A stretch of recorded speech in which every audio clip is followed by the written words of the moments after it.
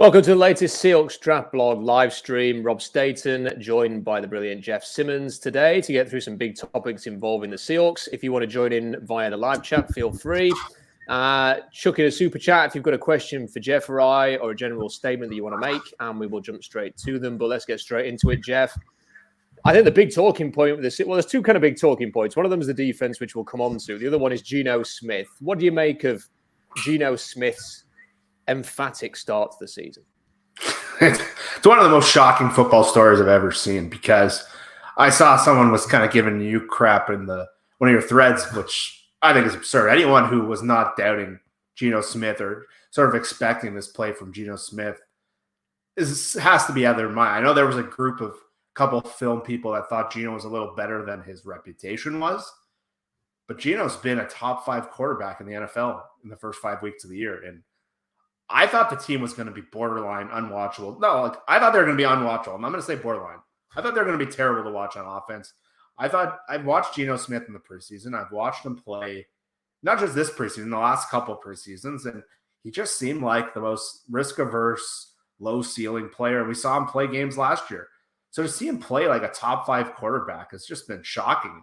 And it's by far been the most fun part of the Seahawks season because, again, I went to the year just expecting him to be absolutely unwatchable on offense based on what I've seen. And each week I'm like, okay, Geno looks pretty good. And I keep expecting the bottom to fall out, but he played against the top 10 defense this week and was making throws that I just didn't know he was capable of making. And it's been really fun just to watch the contrast to like Russell and how obviously Russell's a way better player than Geno was, but kind of the stuff Russell didn't do in the offense, to see Geno do it and do it consistently. It's been not only surprising, but really enjoyable to watch just the offense of the Seahawks. Yeah, I think one of the things that's quite interesting is people are saying, and I've seen it quite a lot on Twitter, Jeff, that he's managing the offense well, that he's doing what he's supposed to do. But I think he's gone beyond that. I think he's more than just a very productive game manager or point guard at this point. I mean, the throws to Tyler Lockett are a good example of that. He's made some really impressive throws that make you sort of sit up and go, wow, that was really good. And he's using the weapons well. You know, I was a bit worried that DK Metcalf and Tyler Lockett would disappear into a fantasy black hole for anybody who plays fantasy football. That hasn't happened. The tight ends, for the first time in the Carroll era, are actually a weapon. It's a little bit inconsistent, isn't it? You know, one game they're only throwing to tight ends. The next game you won't see any of them. But they're involved in a way they haven't been in before. The offense is what ranks number 1 in DVOA. And sometimes when you sort of see these things, Jeff, you go, that doesn't quite chime. Like if Seattle's defense was 18th at the minute, we'd go, well, that doesn't make any sense. But with watching the offense at number 1, you think, well, actually, yeah. You know, I mean, having seen, and you see teams that you expect to be at the top, you know, the Chiefs, you know, maybe the Ravens with Lamar Jackson and maybe some of these other teams, the Bills, you expect them to be up there. And you watch them and you think, well, actually, all of them have had moments where they've struggled a little bit or where they found themselves behind in games, and they're the ones that are expected to be really good. Seattle's offense is a justified number 1 in DVOA, and I can't help but feel, I mean, as much as I don't know about you, I'm still very much in the think long-term aspect to this, but there has been a little part of me that's thought, what if this defense was just average? You know, what could the Seahawks actually do this year? I'm not suggesting for a second they'd win a title or anything, but could it be a much better year than we all expected? Because right now it's the defense that's letting everything down. It's certainly not Geno and the offense. Yeah, if they had even bad defense, I think they'd be 4-1, which is absolutely absurd to think about given what I thought this team was going to be, frankly, what their roster and their plan looked. But I think with average defense, they win the last game. They should have won the last game anyway. And what they did against Taysom Hill was just completely inexcusable and unbelievable how bad it was. And the Atlanta game was just terrible, terrible defense. And what they did against Marcus Mariota is completed like 8 and 9 passes his last 2 games. Just awful. So I just think even with bad defense, they'd be 4-1. And I don't think there's any scenario, if you talk to anyone, that this team could be 4-1 in their first 5 games. I thought this team was just going to be. I thought the San Francisco was going to be a lot. The San Francisco game week 2 was going to be a lot like what we were expecting. So yeah, it's been with regular defense, they'd be even 18th, like you said, they'd be a playoff team this year. The NFC is really watered down. There isn't a lot of competition outside of like the top 3 or 4 teams. And the NFC West is outside of San Francisco is kind of fallen off the map a little bit. So yeah, with Seattle's offense, which I know Geno's play is still a question, but a lot of things they're doing, I think, are sustainable. It's just the defense has been as bad as any defense that I've seen before, and yet somehow I'm enjoying watching this team more than I have in the last few years. But my God, this defense is holding them back. Without the way they played offense, there's no reason they should be 2-3. Yeah, I can't imagine there's many times in NFL history where a team has scored 103 points in 3 games and only won 1 game, and they could have lost that even against Detroit. I mean, if it wasn't for example, like the Tariq Woolen pick 6, then there's every chance that Seattle would have lost that game the way that it went in the second half. So incredible, really. I want to come back to the defense in a bit. Obviously, there's a lot to dig into with that. But staying with the topic of Geno Smith, I've seen a lot, and I've talked about it a little bit this week as well. People are starting to talk about what does the future hold now, because Smith is on a 1-year contract. You know, people assume that he can be kept for as long as Seattle wants him, but his price is going up with every good performance. If you start talking extension with him now, you are, I suppose, negotiating with him at a high point, and it could be quite difficult. At the same time, he may given that he was fighting for a job not so long ago, just a few weeks ago, he might think, I'm not going to look a gift horse in the mouth for some guaranteed money for next year, especially if it's a decent contract. If it's sort of a 2 or 3 year extension, maybe he thinks about it. Maybe he bets on himself. I don't know. The question I've got for you is, how do you view this? Should they just wait and see? And if they lose Geno in the offseason, so be it. Or should they be sitting down with him in the next few weeks and saying, how do we turn this 1-year cheap arrangement into more of a 2-3 year thing? Yeah, this is just such a crazy variable I was not prepared for. The whole thing made sense. What they were going in, everything's set up for the rookie quarterback. They had 2 firsts. And now Geno has completely changed like their total conversation. And for me, I still would want to see more of a body of work. It's only been 5 games, and it's been stuff I do think is sustainable, some of the things he's doing. But I don't think there's enough. There's still 12 games left out of 17. I would want to see more of a body of work before I start thinking of extending them. And I think the danger is just recency bias. And with any extension, you're paying for what someone's going to do next. You're not paying for what they've done. So a dangerous mistake is seeing this 5-game sample and being like, hey, Geno's now a $30 million quarterback. But we don't know. I think that's a very dangerous world to get in, because you're still paying for what he's going to do next. So ultimately, I do think the best scenario, if Geno does maintain a comparable, I don't think he'll be a top 3 quarterback for the next 12 games. But if he does, he's going to be in line for a lot of money, because there's just a lot of teams that you talk about this a lot in your blog. There's going to be a lot of teams who need quarterbacks coming into this next year. And it's hard not to come and see Geno Smith and see what he's doing and want to put him in their offense, because if you have the pieces around, I think Geno can be a very capable quarterback right now. But again, he's 32 years old. I don't think you want to bet him as your next franchise guy. So I'm still in the camp as you need to be thinking of long term. But yeah, this situation is a variable that's going to be really interesting. It's something that could really impact Seattle's planning if they screw this thing up. I think it's a fascinating thought. I wrote a little bit about it this week, saying, because the Seahawks don't actually have that much money. I mean, in fairness, the whole of the league is short on cap for next year. There's basically the Bears with $100 million, and there's like everybody else is either over the cap or in the same kind of range as Seattle, which is $32 million. But it does mean that if you suddenly add Geno Smith even at $25 million, which is not totally unrealistic, because Jimmy Garoppolo signed for $28.5 million a year not so long ago. So he could easily use that and say, that's a negotiating point for me. He's obviously a bit older than Garoppolo was, but again, that's the sort of the starting point. If I was him, then I mean, you may want to start at 50 and then end up at where Garoppolo is. I don't know. I don't know what he's going to do. But I think they spent their money this year, Jeff, because they fully expected next year to have a rookie quarterback contract. I mean, they have spent. I mean, they're on the hook next year. Quandre Diggs and Jamal Adams is $36 million in cap space combined. They're even with Will Disley and Noah Fant, they're committed to $17 million. The 2 main receivers, they're committed to $32 million. So they've spent a lot of money this year. I think because they thought our quarterback is going to be earning $6 million on a rookie contract, as you know, anywhere from like the 1st overall to the 10th overall pick. And 6 million would be for the first overall pick. So even if they pick him at 10 instead, then it's going to be a lot cheaper than 6 million in terms of that year one hit. So I think they've planned for that. And like you say, they're now in this situation where they probably expected the offense to be a bit of a mess, get the quarterback, and the defense maybe to be showing some progress, and the complete opposite has happened. And you just wonder how they pivot, or whether they just accept the situation and say, look, we're going to get to the offseason. If somebody offers Geno Smith $28 million, we wish him well, pat him on the back, say good luck with the Houston Texans or wherever he's going to go to be a star, to having made a life-changing amounts of money, or whether they feel obliged to try and keep him. I'd love for there to be a way, Jeff, to keep him and create I've called it the Alex Smith situation, where you have a quarterback of that kind of age. Geno Smith turned 32 on Monday.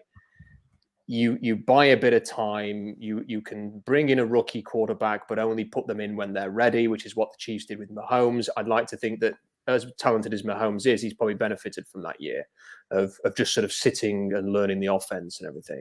And if the Seahawks could create that kind of a situation, and then maybe even trade Geno Smith after the 2023 season and get anything back, I'm not saying like a first round, like a fourth or something like that, to get something in return, that would be a smart move. It's just, I don't know how you afford that and fix your defense, because the defense, as we're going to come on to in a bit, it needs so much work, doesn't it, Jeff, that I'm not sure this is a feasible plan. They might have to stick to what they always intended to do, which is go and get that rookie quarterback. Yeah, I think they're going to have to play with some money. And I was looking at their cap table, same kind of thing, because I was thinking, okay, how do they fix this thing? And I think they're going to have to redo Jamal's contract, or kind of put some funny money on there, maybe Quandre's. They're going to have to shed that cap number. And Jamal, they have a case. He's been injured 3 years in a row, and they can give him a lot of cash and lower that cap number, because they're both, like you said, at 18 million next year. And then it's going to be interesting, because right now their defensive line is not transitioning well to this new scheme. They're getting crushed. Other than Al Woods, they're getting crushed up front in all these games. And KJ Wright has talked about on his radio show, his 1 hour a week, how a lot of the guys they have don't fit the kind of defense they're trying to run. They're playing 1 yard off the line, and that's why they're so bad against the run right now. So there's guys like Brian Monet, who got an extension before this year, and Quentin Jefferson, and Puna, who's on the last year of his deal. If they stick with this defense, and that's a question for another, maybe later, but Puna's the highest player in the team right now. He's the highest paid guy. So the way he's playing in this defense, there's zero chance they're going to bring him back. And then Monet, Shelby Harris, Quentin Jefferson, they're all in the books for next year, but they're all set up where you can wipe out all his contracts and clear, I think it's like $10 to $12 million. I think it's a lot, actually, with Shelby Harris. You can wipe out a lot of money. So it's going to be interesting there, because those guys, Shelby Harris came from this defense, and he's got good numbers like as a pass rusher. But in terms of like a base defense guy, like they just don't have a lot of guys other than Al Woods, who's 35 years old. And like, how much can you keep expecting Al Woods to be your best player? It was probably the most alarming part of their roster outlook last year, that their two best players were Al Woods and Quandre Diggs on defense. These guys are 30 plus, and there's no rookies. So they might have to wipe out their entire defensive line and wipe out Jamal's contract and play around. They're going to have to move some money around, because like you said, I don't know what's going to happen with Geno's contract.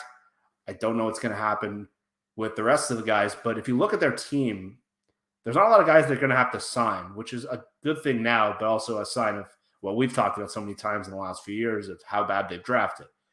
And Darrell Taylor and Brooks, those are conversations for next year, the year after, the 2 off seasons from now. But Taylor is certainly not a guy who looks like he's going to be worthy of an extension. So there's not a lot of guys they need to sign, which is a good thing for them now, but it's also a horrible thing because they've drafted like shit. So I think they're going to have to play around some money. And I think Jamal's contract, with him being injured 3 years in a row, I think that would be the place to start. But free agency is not where they want to be looking at this defense, unfortunately, because free agency is usually a place where you complement. You can't really build a defense in free agency. And when you do, that leaves you in a really rough spot down the road. The Seahawks did that at the end of like the Tim Ruskell era with all those veteran guys, and then they were left with jack shit.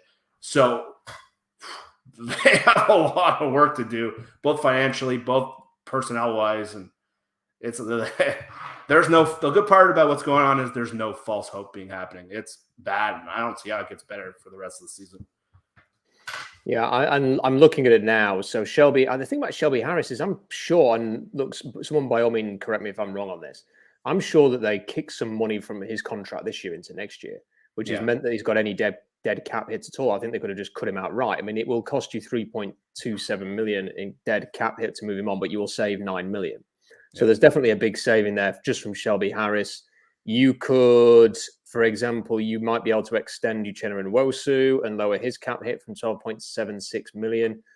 Cutting Gabe Jackson will save $6.5 million, which that seems like an absolute no-brainer at this point. Yeah, that's going to happen.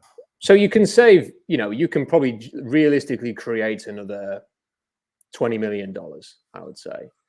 But there is so much to do. And if you cut those players, I mean, if you cut 3 players, you've only got 30 contracted players for next year. So you are then, you've got a few extra draft picks so you can fill things out, but you have not got a roster. You've got to replace these guys if you're going to cut them. And it's very difficult to do that. And I want to talk about this. I mean, you mentioned KJ Wright. I listened to his comments today, and he's quite vociferous about the fact that the players were walking onto the field, not running. Yeah. I mean, that to me seemed quite an interesting thing to say, because even though he may not have intended to imply that, that implied like they didn't give a crap. Like they're just sort of walking out there. There's no fire in this team. And when they're playing as badly as this and you're kind of making those comments and it's such a respected player like KJ Wright, I raised an eyebrow at that. It made me wonder, is something going on here? Are the players not having this scheme? Are they feeling demotivated in some way? Are they just lost the plot? I mean, it looks chaotic to me, Jeff, on defense, as good as the offense has looked.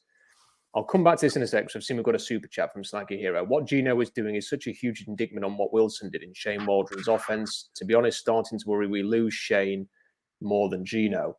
I wouldn't worry too much about that, because because the Seahawks have had some good offenses under Pete Carroll, the Marshawn years, for example. And listen, Darrell Bevell never got a job he never got the credit for developing Wilson of any kind, and never got the credit for anything. He got like a couple of interviews after the Super Bowl, and that was it.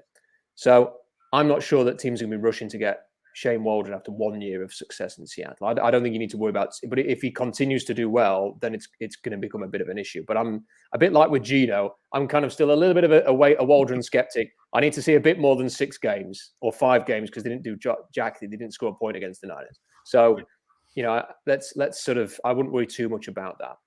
But going back to the defense, and we'll kind of pivot to that now, Jeff. It just looks like a mess. I mean, I've never seen, you said it's one of the worst defenses you've ever seen. I've never seen a defense look as if it's actively choosing not to rush the passer from the edge.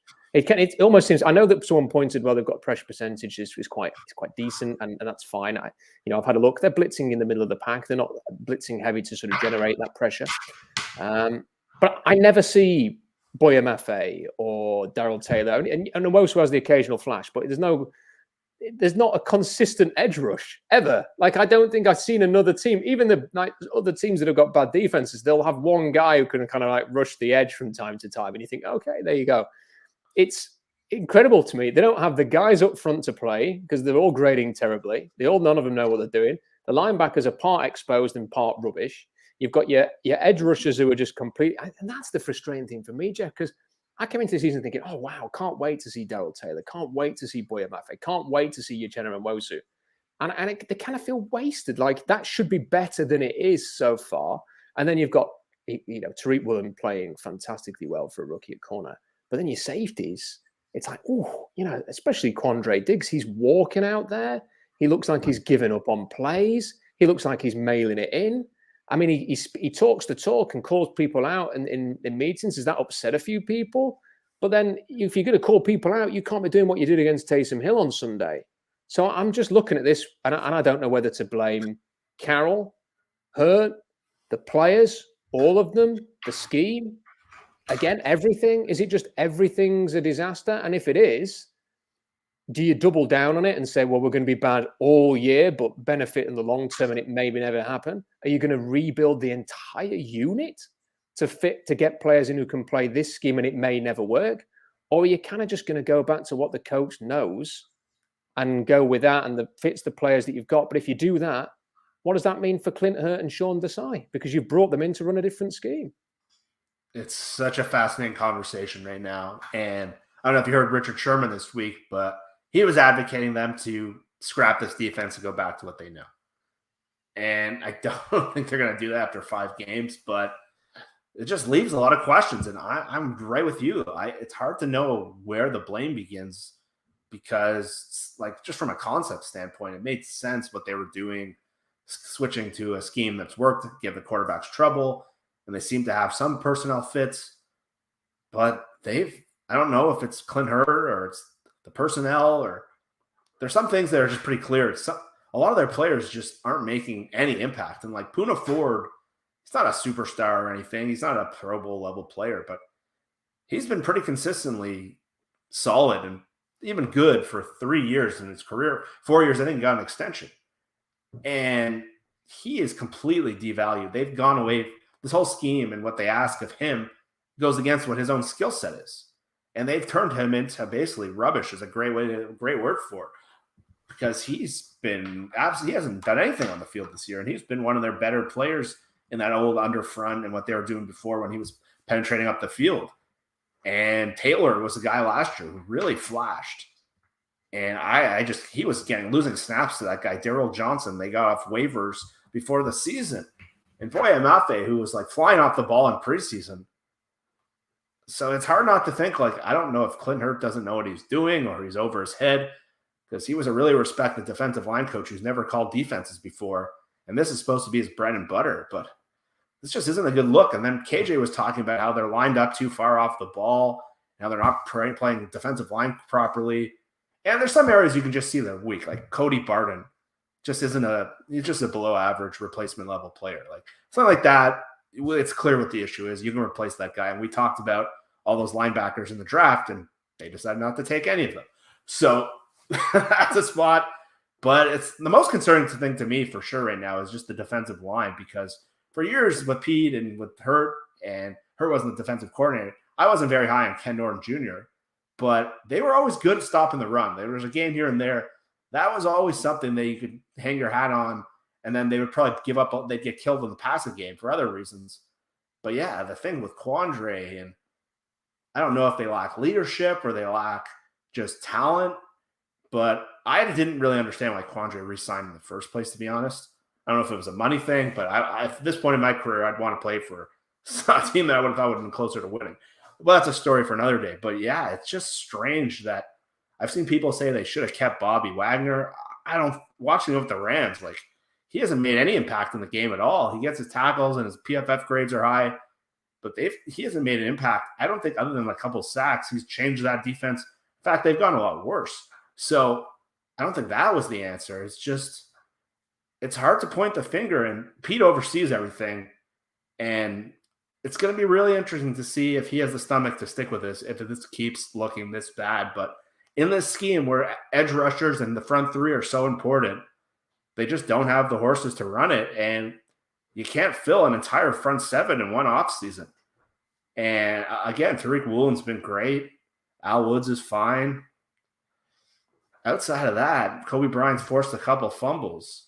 And Jordan Brooks did have his best game, but it's been absolute trash to watch. And I don't know where they go, because if you want to build the scheme, you're going to have to replace your entire defensive line, which is just absurd to think about. I'm really concerned by Jeff, because I was thinking of the Vic Fangio scheme is not the same as every 3-4 scheme, but there are some, they're from the same DNA. And when I was thinking of teams that have been sort of playing this sort of 3-4 for a while now, and you think of teams like Pittsburgh, for example, and Baltimore, the one position they've really struggled to find answers in the last few years is linebacker. Is that sort of middle linebacker? They've drafted. So Pittsburgh traded up and drafted Bush in the first round a few years ago, and it just didn't work. And they were trying to replace Ryan Shazier, and then they're trying to fit guys in there. And they've tried free agent, they've tried everything.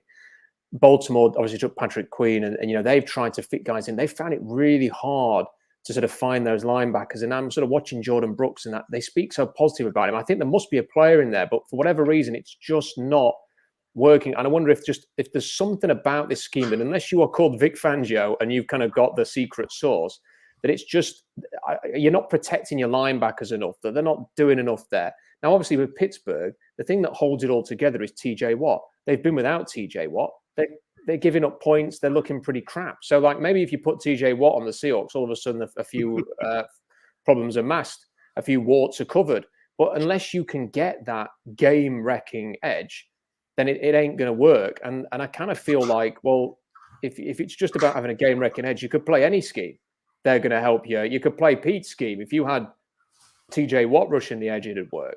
So really, it's not so much that this is a preferable scheme even. It's just that you've got to have special players. And how are you going to get those special players when you don't have a lot of money to spend? Good pass rushers are not going to reach free agency anyway. Well, and to add to your point, sort of cut you off, but the Chargers brought in Brandon Staley, who grew up with Vic and coached with McVay, and they got in Khalil Mack and J.C. Jackson, and they spent all this money, and they were a Super Bowl favorite. They stick on defense. And, God, I haven't thought about it until you brought this up, but, man, that's a good point. And the Vikings transition, they hired Ed Donatel, who the Seahawks were actually trying to hire. They are giving up tons. Justin Fields wasn't throwing against anyone. Was throwing the ball all over them last week. And I think that's a great point. And maybe they should revisit this whole thing, because you look around the league and all the teams going through this transition. If they can't get Vic himself and the personnel he gets,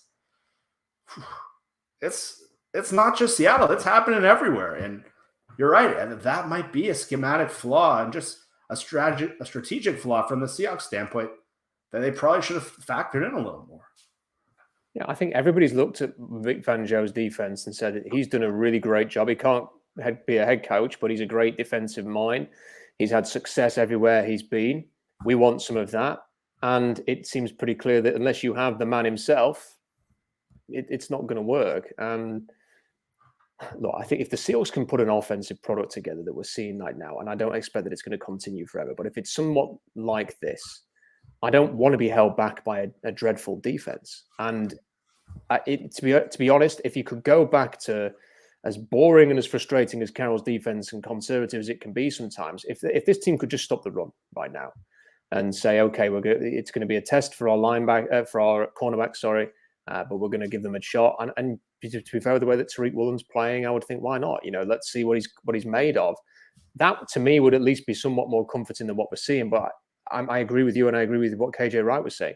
You don't spend the whole of training camp practicing this to give it up after 6 weeks. You don't hire your defensive coordinator and, by all accounts, woo Sean Desai over when he probably had a lot of options to come and get rid of the scheme after 6 weeks and say, right, we're going to do something that you're not familiar with now. But then I look at this and like Darrell Taylor is currently the 110th ranked edge rusher out of 112. So he's the third worst graded edge rusher from PFF with a 37.1 grade, which is awful. And you see like Cody Barton, 47, Quinton Jefferson, 48, Ryan Neal, 51, Brian Monet, 52, Poona Ford, 54, Jordan Brooks, 54, Michael Jackson, 56. It's really, really bad. And like the guys like, Boyer Maffei and Al Woods and Quandre Diggs are not grading that poorly. Tariq Woolen's doing well, middle of the pack for a cornerback, although his turnovers are suddenly, a very big factor. People like Shelby Harris are grading well, 74.1, 23rd ranked D lineman, but he knows the scheme.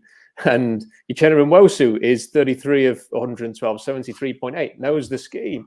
Maybe there is something to that. I don't know. But I don't know how you're going to implant those players who know the scheme. And to sort of pivot a little bit to the draft, this is the other thing that people have been talking about, Jeff, is whether or not the Seahawks should abandon plans to get a quarterback and go defense as much as you can and try and load up. I've tried to push back a little bit on that, but on that will only spread as far as the number of people who actually read the blog, because it seems like overall there's kind of like this, just draft defense is the sentiment generally speaking. But I've watched so much tape and I'm really struggling to find the defenders. There's an obvious, Will Anderson's going to go in the top 3. Yeah. I don't think there's anybody yet who I've seen as a defender who I can say that's a top 10 pick. There are guys that I like outside of the first round that I think you could come in and build around. some interesting guys who could provide some great value from round 2 all the way through to day 3.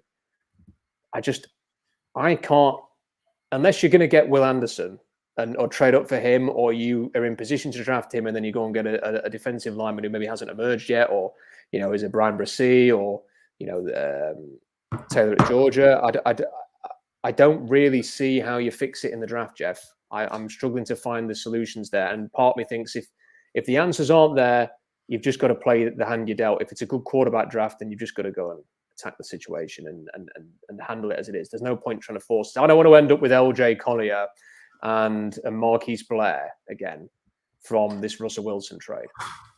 Yeah, it's very tricky because, like you said, Will Anderson is the guy in this draft, but you got to get in the top 3 to get him. And if Seattle's playing offense like this, it's going to get hard to be in that 3. And really, it's been a problem since they kind of turned over the Legion of Boom. Is Seattle just doesn't have the game-wrecking players. Bobby Wagner, that first year they did it was fantastic. 2018 was Bobby's best season.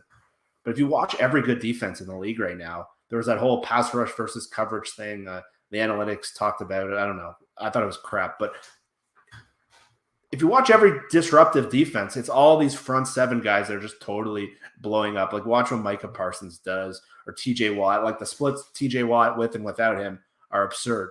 Just how competent they look and how incompetent they look when he's not on the field. And there's all these guys, and you watch the 49ers play, which has one of those guys at every level. And it's hard to picture a defense being good without something like that. And I know there was hope for Darrell Taylor and Mafe, whatever, but those guys are not take over the game kind of guys. I think even at Taylor's best, he was a complimentary kind of pass rusher. He flashed a lot last year, and we saw just different energy from him. But looking at this draft, there's Will Anderson and then Jalen Carter. You don't know. I think the scouts in the NFL will like Jalen Carter more than what he's done. Like we saw him draft Travon Walker, number 1 last year, and he had pretty crappy film, and he's been pretty good in the NFL. And Taylor got hurt. Carter got hurt in the first game, and he had that one crazy play. But really, since then, he was barely doing anything, and now he's out. So there's those guys at Clemson you talked about who are more name than game at this point. They haven't flashed enough to think, okay, if I draft Brian Brissy or Murphy or one of the other guys, Nolan Smith from Georgia, it's a lot of toolsy prospect, raw kind of guys that you're going to hope, and you're not going to get Tariq Woolen's things hit every year. That was a once in a 10 years kind of pick. So you look, and a lot of the best prospects in this draft are on offense, unfortunately. The quarterbacks, the running back from Texas, the USC receiver, Jordan Addison, the Ohio State receiver is taking a big step back, but the Notre Dame tight end's probably the best pick. He's great, but that's probably the one good spot on Seattle's roster right now that you probably don't need to worry about. All of those kind of game-wrecking players are on offense. So unless you get Will Anderson, who's the guy in this draft, there's some competent players for sure. You're going to be able to get a starting linebacker later in the draft, but I don't think there's a first-round linebacker in this draft. Like the guy from Oregon, Penei Sewell's brother, has not looked very good this year.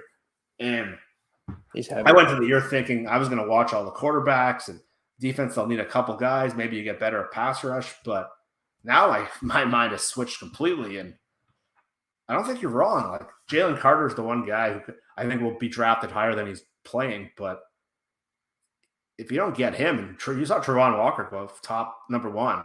So Carter could go pretty high too.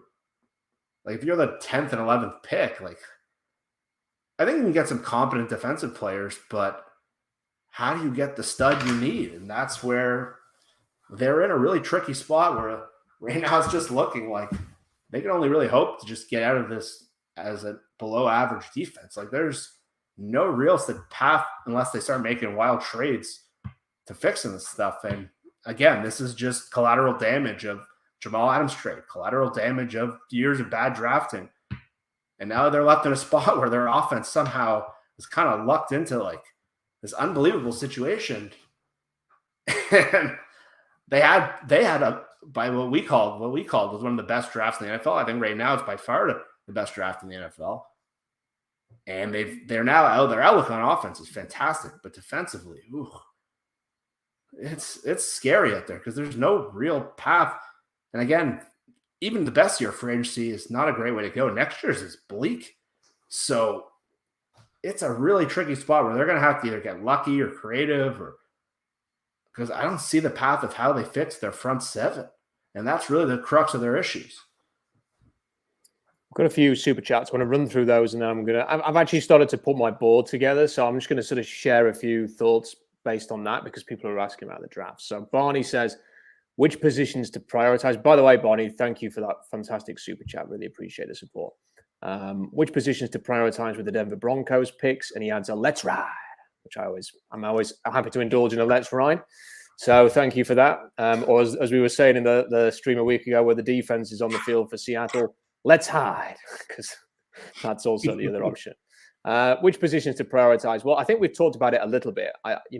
Right now, I do think you need a bridge. Geno can be the bridge, but he's 32. Even if you get 3-4 more great years out of him, you need the guy who's going to be 10, 15 years down the line. And I think if you take one now, the worst case scenario is it doesn't work out, and you have to do it again in 3 years, then do it.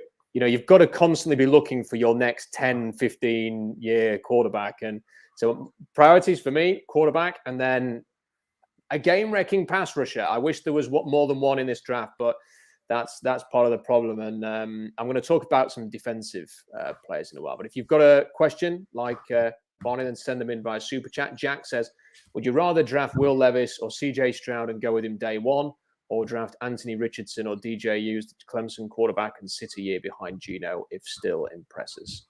Jeff, have you got a thought on that? I would still rather draft Levis if you could. Even Levis, I think he's going to take time to adjust. I know he's a senior and he's transferred, but I think he still has some issues he needs to get figured out, where he's turning the ball over a little too much, and his skill set is unbelievable. And Stroud is a little different. I don't think those guys are plug and play automatic. You can rely on them.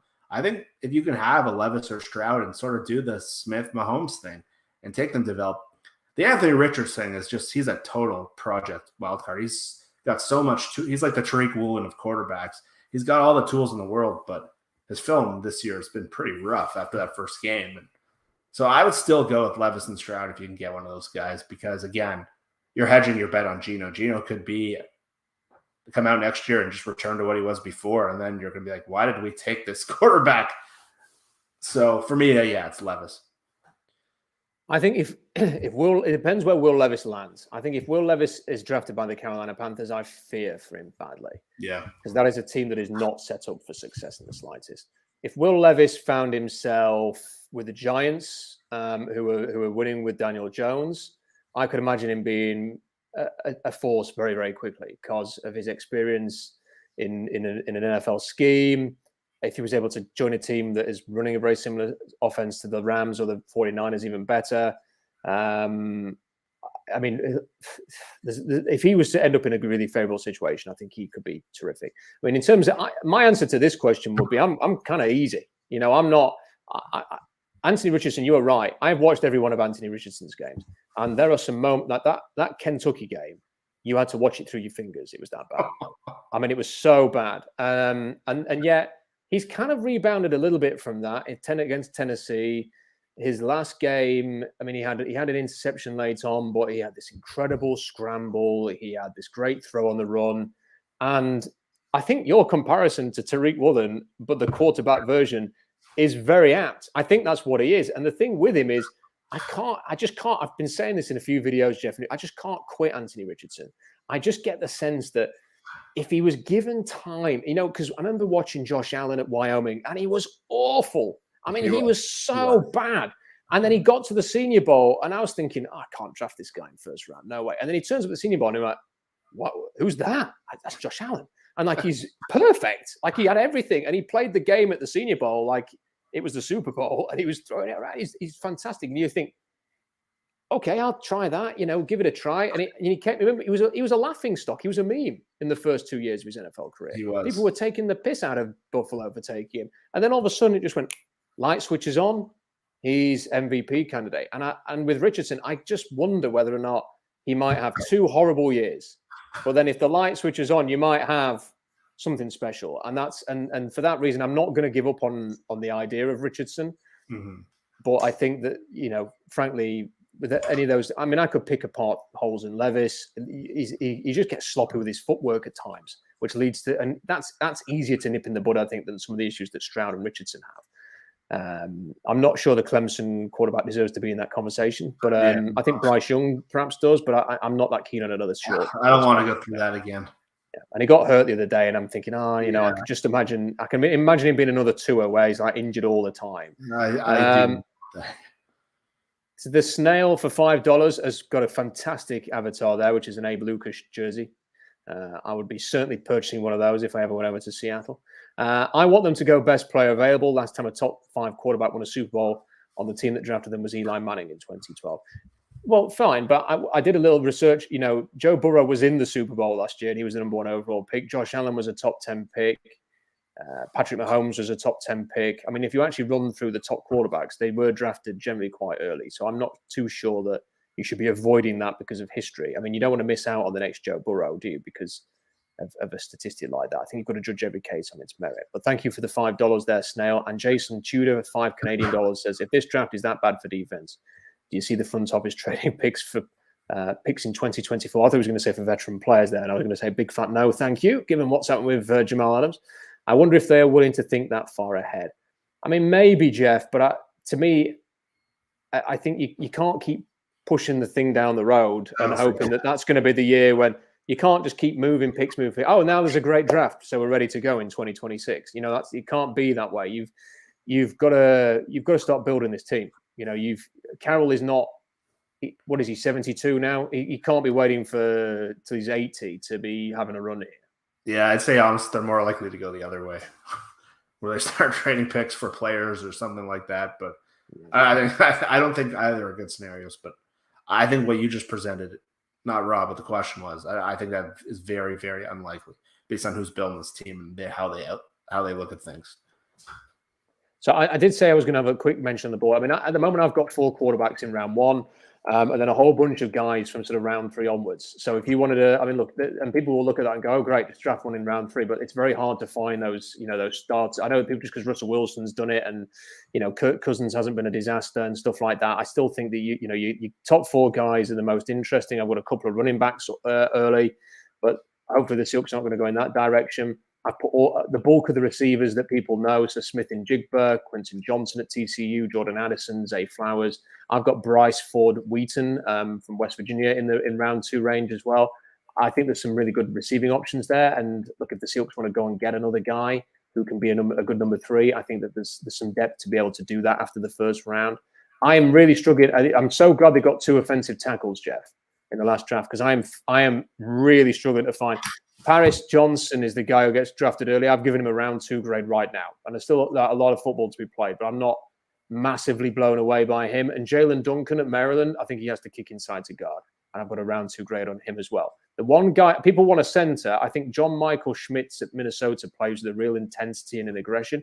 I'm just not sure that he fits this offense because they've obviously taken Austin Blythe, who's small, Jeff, and is with the Rams background. The Rams have a very small center as well, and they just extended and paid him. And by all accounts, reading that great article that John Boyle put out in the offseason, they had at least some interest in Tyler Linderbaum.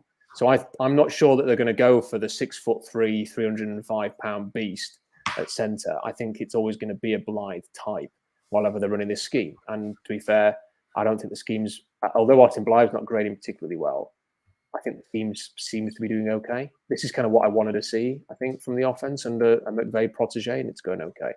With the pass rushers, so obviously there's Will Anderson who's right at the top there, and it's going to go very, very early. The next guy that I've got on the list, Jeff, I don't know if you've seen any of him, is KJ Henry at Clemson. Yeah. So this is a player who I've got him in fringe first round grade, so 1, 2 at this point. He was a 5-star prospect. It's taken him until this year. So he's been there for a while. I think this is his 6th season with Clemson to really come to the fore, but he's considered a big heart and soul team leader of the defense. He is flying off the edge. He only has 1.5 sacks, but when you actually watch the tape, off the edge, a constant threat. There is something that's just a little bit special about him. And now, because of the production being weak, I can't put him in the first round. But this is a 5-star athlete who's going to do very, very well at the combine. He was playing well, and he's just somebody that I think people should keep an eye on in terms of that sort of fringe first, second round. And then there's a whole bunch of guys you could potentially take in round 2. Will McDonald is too raw. He's not having a great season, but there's some potential there. Isaiah Foskey will fit this scheme, but I'm not sure that he's a game wrecker from Notre Dame. I know he's not a game wrecker. Miles Murphy, I think, is a little bit underwhelming, as is Derek Hall at Auburn. I'm not sure about his length. Mike Morris is doing well. I've got him in round 2 at the moment. And then sort of defensive tackle. You see, you were mentioning Jalen Carter. The thing with Jalen Carter is that I'm sort of wondering how the fact that 2 tackles went early from Georgia last year. So Jordan Davis only went 13th overall, despite looking like Thanos. So it makes me okay. So if Carter's not got the and the other thing was that who's he got? Trevon Walker, Devontae Wyatt. Trevon Walker's first of all. Devontae Wyatt. Devontae Wyatt. So went in the 20s, and Devontae Wyatt tested brilliantly. So if Jalen Carter tests brilliantly, you've got 13th and 27th overall, and people are putting him in the top 10.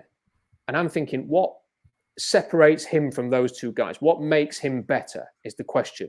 Now, the one thing that I've got to take into account, Jeff, is that if it's such a weak top 10, people might go, well, he's maybe not a legit top 10, but he's better than him, and him. So we're still going to take him in the top 10. But I'm not sure. I can't work out. I would say usually he'd be in the Devontae Wyatt range. He may go earlier because there aren't alternatives, but I'm struggling to place him in this draft. And I've currently got him in the fringe first round with Marzi Smith. Someone asked about Gavon Dexter in the chat. I've got a second round pick on him. He's very flashy, very exciting. I'm just sort of I'm just wondering, in terms of scheme fit Seattle, is that going to work? There's a nose tackle called Jacqueline Roy, who could be quite interesting if they don't have Al Woods for the long term, which is not going to. Linebacker, it's slim pickings. Trenton Simpson's the highest graded guy. I've got in round 2. Then you've got Drew Sanders, who I'm not, I think he's okay for sort of top 50. I'm not sure if it's what Seattle really needs. He's more of I'd say he's a poor man's Micah Parsons. I've actually got Nolan Smith in round 3. I don't see anything that special about him at Georgia. People are saying first round. I'm not quite seeing that. I've got him with Noah Sewell in round 3. The Washington State kid deserves a 3rd round grade. The Alabama guy does. Ventrell Miller is a guy who really interests me at Florida. He's been a massive playmaker for them. He's playing with a broken foot and still playing really, really well. So Ventrell Miller's a name to keep an eye on. Can I give you a name at safety to keep an eye on, Jeff? So there's 2 names. I like Christopher Smith that people will be aware of. He wears 29 for Georgia. Flies around the field, free safety. Another guy to keep an eye on, okay, and I think there's actually some decent depth at safety this year in 2023. It's called Abraham Kamara, who plays for TCU. He wears number 14. Just watch TCU. You will smile watching this guy because he hits like a hammer. I mean, honestly, he flies around the field. His coverage grades were amongst the best in the Big 12 at the start of this, in the first month of the season. And he hits so well. Now, the downside is he also, his tackling technique is very inconsistent, should we say. He's had a couple of bad whiffs, which Seahawks fans will not want to hear. But when he hits you, and he celebrates a hit, and I just watched him and thought, do you know what?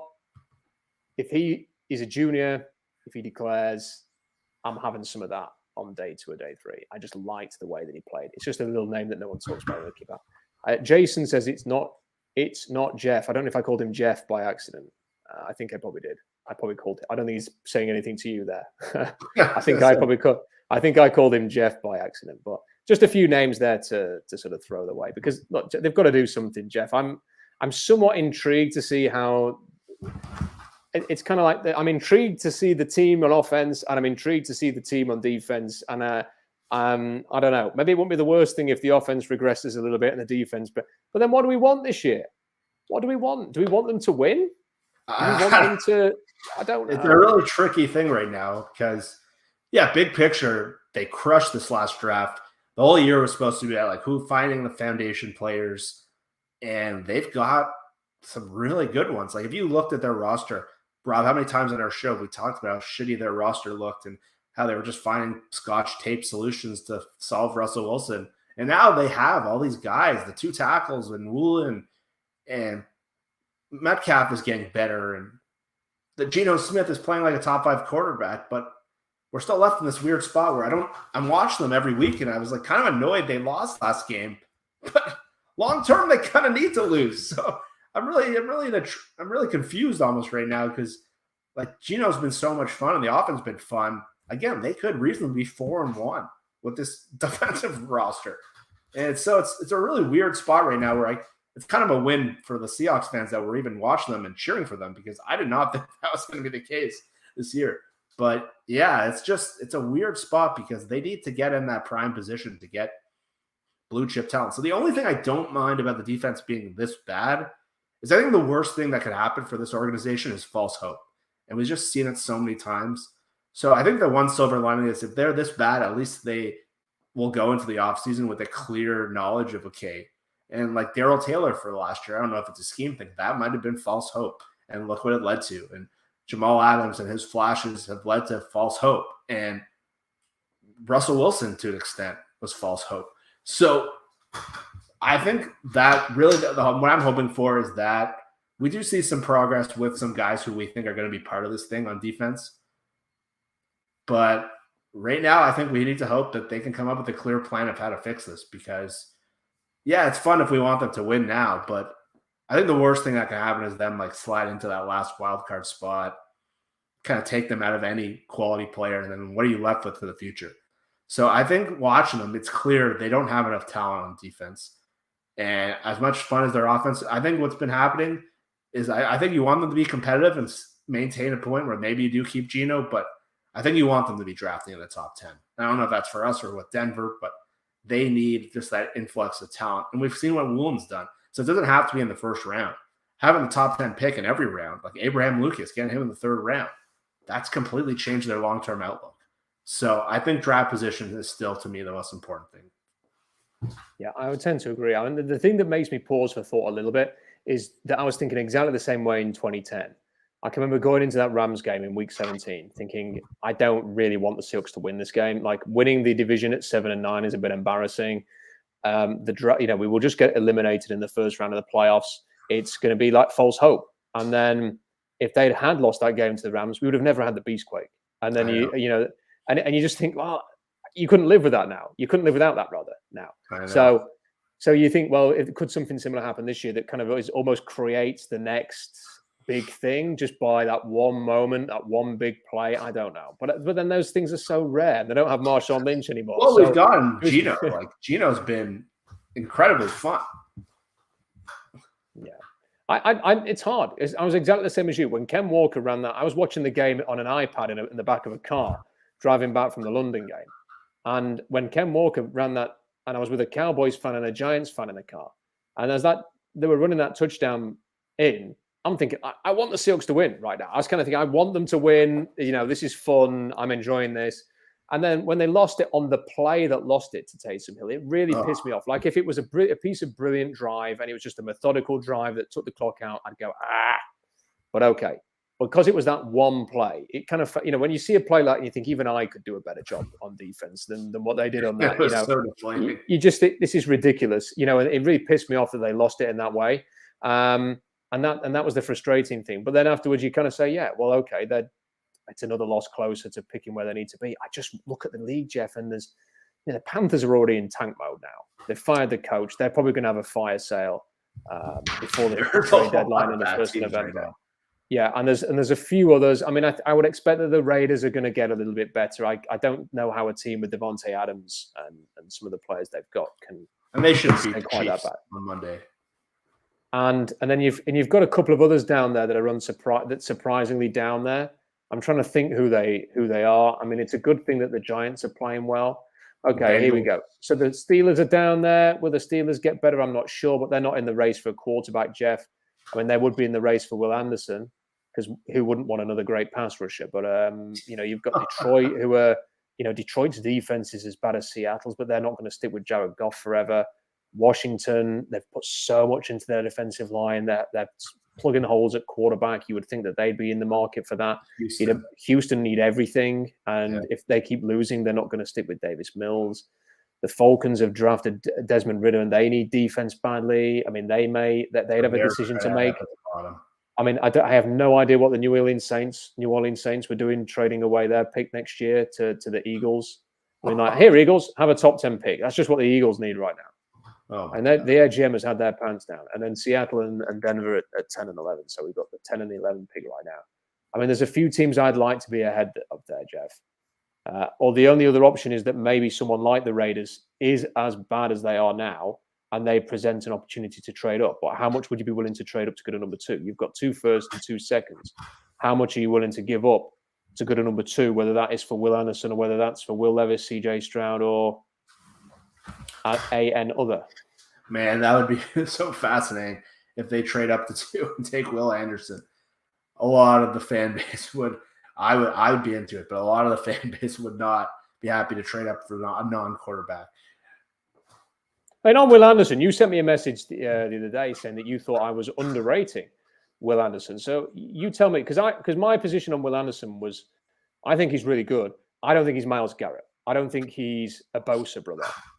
But I don't. That doesn't mean that he's not good. That just means for me that he's not going to be Nick Bosa, which is, I think it's fair. Well, he's the best defender. But what do you think? But what have you seen from him? What is your assessment of Will Anderson?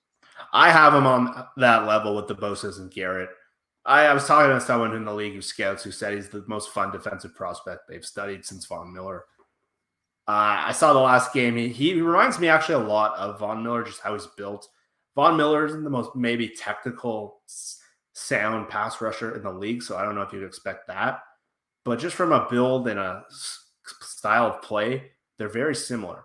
So I think as a prospect, he's looked at very similar as how Vaughn was graded at. So I do think he's at that level of those guys. And he had like 13 pressures in his last game in the SEC. Like, just watching our pass rushing woes and watching a guy who can get 13 pressures in a game. It's just, so for me, I think he's that good. I would be pumped. I think he's the exact, and I've been saying it for years. If you watch every one of the playoff games last year in the NFL, almost every one of them, including the Super Bowl, that blue chip pass rusher took over the game. It was Aaron Donald. It was like the Titans won the Titans lost their playoff game, but Jeffrey Simmons had a great game. There was multiple games where San Francisco played Green Bay and San Francisco's defense just took over the game. And I think it's going to be very hard for Seattle to really progress, especially with who their head coach is, without one of those guys. And you can't buy them in free agency unless you get Von Miller, but I don't think Seattle, like the Raiders paid a ton of money for Chandler Jones this year, and he looks a little washed up. And he's now kind of the complement to Max Crosby. If you watch the Monday night game, Max Crosby was an absolute monster. So they don't have to be in the top 10, but you just need a guy like that. And the Chiefs have Chris Jones. He's been that kind of player, and they've made the playoff runs. And Tampa Bay got Shaq Barrett, who took over that playoff a couple of years ago.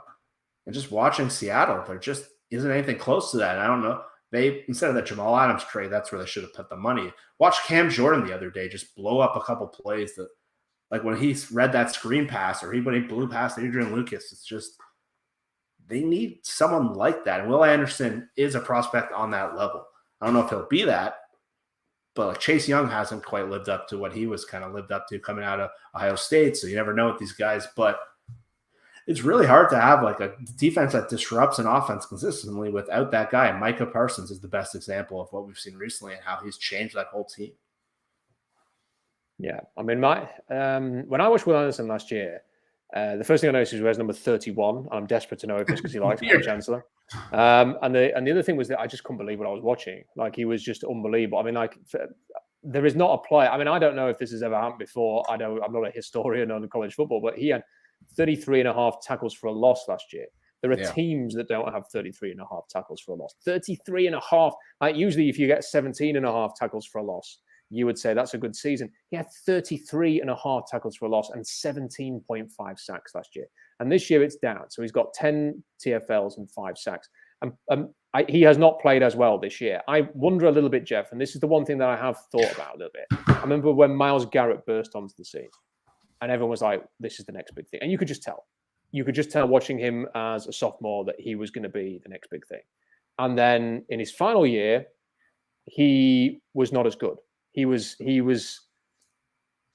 still Myles Garrett, but he was kind of reined in somewhat. And part of me wonders whether Will Anderson's thinking the most important thing for me is to get out of this year and get to the NFL. A lot. Or he's just sort of measuring himself. He's still playing well, but he's not got his hair on fire every week like he had last year when he had to prove himself. And I just wonder if there's a little bit of that. I'd have no issue if the Seahawks traded up or if they took Will Anderson instead of a quarterback, because I think you've getting a really good player, and that's all everything you want from the draft. And it's not as if as much as I love Will Levis, check out the interview if you've not already on the channel. I love Will Levis. I can't. It'd be different if it was, a Trevor Lawrence type. I mean, like he's not in that sort of ballpark where you just, or an Andrew Luck where you go, they just can't take anybody else other than that if they have an unbelievable pick. So I don't have an issue with it. I would, if ideally you get Will Anderson and then maybe you do take the Anthony Richardson at number 10 or whatever, and you go, okay, we've got the future at quarterback, but in the meantime, here's this guy. And by the way, we've got 2 second-round picks. That would be ideal, but that's probably not going to happen unless they have a horrible run and Geno Smith turns back into a pumpkin and the defense continues to play this way. Because right now, there are teams worse than Seattle who are going to lose more games. Jeff, it's I know it is. It's, imagine being a Panthers fan right now. I mean, there's always somebody worse than you, isn't there? There's always somebody worse than you. Jeff, it's been a pleasure having the hour with you. It's always great to have you on. I know people love when you were on a live stream, and it's always very, very popular. So really appreciate your time. SeahawksDraftBlog.com for more analysis. Loads of draft notes on there this week. Curtis has got a quarter of the season review, which is going to come on the blog tomorrow. We'll have all of the usual stuff at the weekend as well around the college football and the instant reaction to the Seahawks game, which may kick off later, which I'm not very pleased about because it means a later start for me. If the baseball's continuing, I have no idea what the score is there, but if any Mariners fans, good luck to you guys. I hope you get through against Houston. And don't forget to subscribe to the channel, like the video. We'll see you next time. Bye for now.